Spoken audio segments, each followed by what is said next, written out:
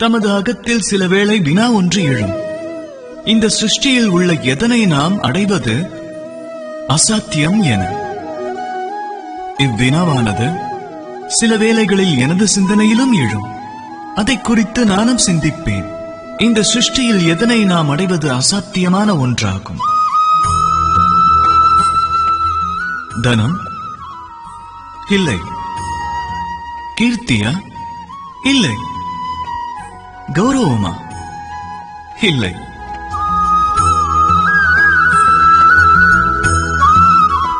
காதலா?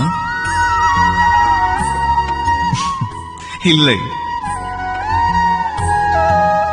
எனில் எதை இவ்வுலகில் அடைவது அசாத்தியமான ஒன்றாகும்?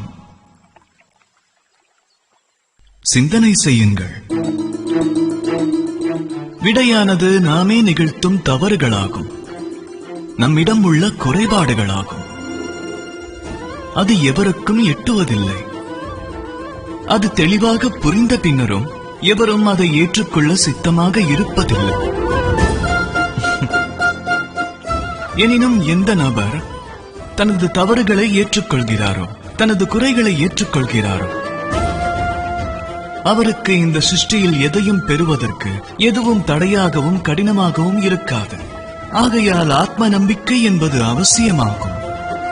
ஆக தம்மால் தவறு ஏதும் நேராதிருக்க முயற்சிக்க வேண்டும். ஆனாலும் கட்டுப்பாட்டை இழந்து சில வேளைகளில் ஏதேனும் தவறை நிகழ்த்திவிட்டாலும் அதை ஏற்றுக்கொள்ளுங்கள். திருத்திக் கொள்ள முயற்சி செய்தால் அனைவரின் வாழ்க்கையும் பேரானந்தம் கொண்ட வாழ்வாகிவிடும்.